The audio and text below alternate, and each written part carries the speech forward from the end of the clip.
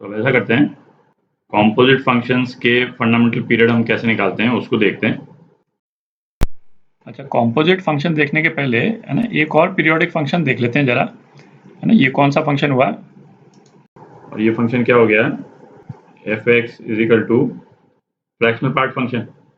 ठीक, इसका ग्राफ कैसा होता था, इसका ग्राफ किस तरह का होता था, ये एक्स वाई 0, ये हॉलो सर्कल है ना, 1 2, इस तरह से ग्राफ रिपीट करता है रेगुलर इंटरवल्स पे, इस तरह से ग्राफ रिपीट करता है। का जो फंडामेंटल पीरियड है वो क्या हो गया, 1 हो गया। इसका जो फंडामेंटल पीरियड है वो 1 है। अच्छा, इसमें जो रिजल्ट्स अपन ने साइन एक्स के टर्म्स में अपन ने देखे थे फंडामेंटल पीरियड को लेकर के, वो इस पीरियोडिक फंक्शन पे भी उतने ही लागू होंगे, है ना। ये अपन ने वहाँ पे भी डिस्कस किया था।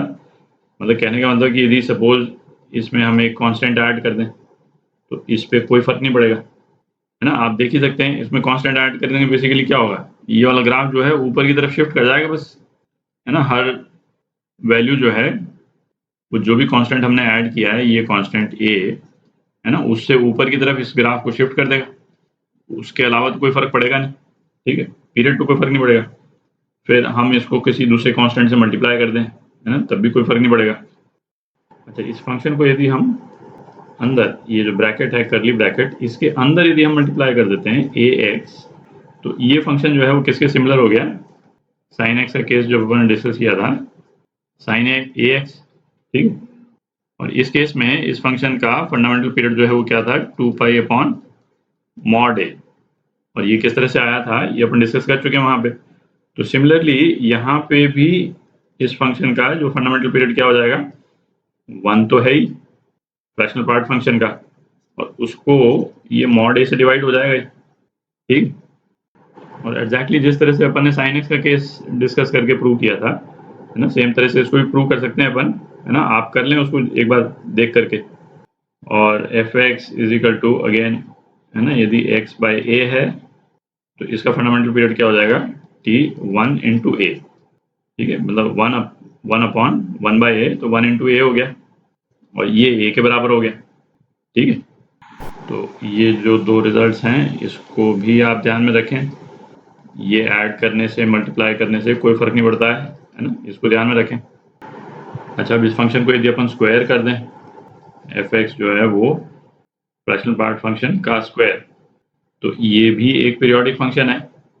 अच्छा, साइन के केस में तो क्या था भाई, साइन जो है वो नेगेटिव पोर्शन में भी जाता था, और स्क्वायर करने से दोनों पोर्शन उसके पॉजिटिव हो गए थे, तो उसका पीरियड जो है वो हाफ हो गया था। इस वाले केस में ऐसा नहीं है, फ्रैक्शनल पार्ट फंक्शन जो है वो तो पॉजिटिव डायरेक्शन में रहता है, तो स्क्वायर करने से बेसिकली बस इसका शेप थोड़ा सा चेंज हो जाएगा, है ना। आप इमेजिन कर सकते हैं शेप जो है वो कुछ इस टाइप का हो जाएगा इसका, ये है ना, इस टाइप का शेप हो जाएगा, पर इसके पीरियड पे कोई फर्क नहीं पड़ेगा। ठीक है, तो इसका पीरियड जो है वो 1 का 1 ही रह रहा है। तो फ्रैक्शनल पार्ट फंक्शन के रिस्पेक्ट में, है ना, ये रिजल्ट को ध्यान में रखें। अब अपन कॉम्पोजिट फंक्शन देखते हैं। तो अब ऐसा करते हैं कि कॉम्पोजिट फंक्शंस का फंडामेंटल पीरियड अपन कैसे निकालते हैं उसको देखते हैं।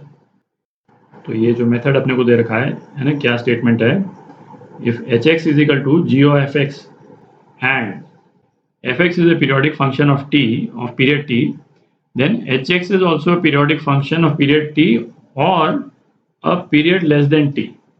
ठीक है, तो जैसे ये फंक्शन एच एक्स जो है जी ओ एफ एक्स दे रखा है, जो इसका मतलब क्या है, जी ऑफ एफ एक्स है। एफ एक्स जो है फंक्शन जी में एज एन इनपुट जा रहा है। यदि ये फंक्शन है जी, तो इसमें इनपुट के रूप में क्या जा रहा है, एफ एक्स जा रहा है, और आउटपुट में हमको एच एक्स मिल रहा है। ठीक है, तो ये स्टेटमेंट क्या बोल रहा है कि यदि एफ एक्स ये जो है ये पीरियोडिक है, ठीक है, जी जो है वो पीरियोडिक हो सकता है, नॉट पीरियोडिक भी हो सकता है।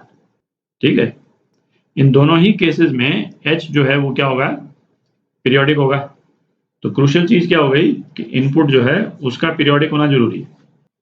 अच्छा, और दूसरा वाला केस जो यहाँ पे ऊपर स्टेटमेंट में नहीं लिखा हुआ है कि यदि इनपुट यदि नॉट पीरियोडिक है, ठीक है, और जी यदि पीरियोडिक है, तो आउटपुट जो है वो किस टाइप का होगा। तो आउटपुट जो है पीरियोडिक हो भी सकता है, नहीं भी हो सकता है। आउटपुट जो है पीरियोडिक भी आ सकता है, आउटपुट जो है वो नॉट पीरियोडिक भी आ सकता है। ठीक है, कि इनपुट यदि पीरियोडिक नहीं है, नॉट पीरियोडिक, और जी भी पीरियोडिक नहीं है, तो आउटपुट जो है वो क्या आएगा, नॉट पीरियोडिक। ठीक है, अपन इसका भी एग्जाम्पल अभी देखेंगे थोड़ी देर में, पर अभी ये वाले जो केसेस हैं, है ना, इन वाले केसेस को देखते हैं अपन। तो स्टेटमेंट क्या दे रखा है कि यदि इनपुट यदि पीरियोडिक फंक्शन है तो एच एक्स जो रिजल्टेंट फंक्शन, उसका पीरियड क्या होगा, या तो पीरियड टी होगा जो एफ एक्स का पीरियड है ना, एफ एक्स का पीरियड यदि पीरियड टी है तो एच एक्स का पीरियड या तो टी होगा या टी से कम होगा, मतलब लेस देन या इक्वल टू टी। ठीक है, तो ये तो प्रिंसिपल हो गया।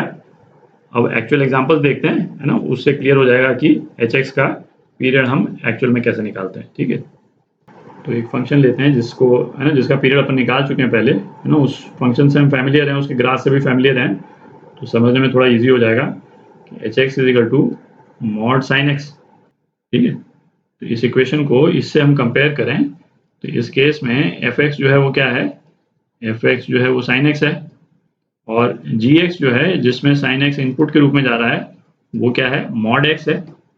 ठीक है, अच्छा ये तो क्लियर ही है, मॉड एक्स जो है वो पीरियोडिक नहीं है, साइन एक्स जो है वो पीरियोडिक है, और साइन एक्स का जो पीरियड है वो क्या है, 2 पाई। ठीक है, तो ये स्टेटमेंट क्या बोल रहा है कि इसका पीरियड जो है वो या तो 2 पाई होगा या 2 पाई से कम होगा। तो कॉम्पोजिशन केस में हम क्या करते हैं कि हम जो इनपुट वाला फंक्शन है उसको देखते हैं पहले तो। अच्छा, इनपुट वाले फंक्शन का जो फंडामेंटल पीरियड है उसको निकाल लेते हैं, है ना, यदि हमको नहीं मालूम और वैसे मालूम हो तो ठीक है ना, वो लिख लिया। और उसके बाद में हम चेक करते हैं कि t से कम का भी फंडामेंटल पीरियड हमको मिल सकता है या नहीं मिल सकता है। ठीक है, एच एक्स फंक्शन का तो हम चेक कैसे करते हैं, ये जो t जो आया, जो इनपुट फंक्शन का फंडामेंटल पीरियड है, तो हम t/2, t/4, t/8, है ना, इस तरह से हम इसका फंडामेंटल पीरियड जो है वो हाफ करके हम चेक करते हैं कि वो पीरियड पॉसिबल है या नहीं है।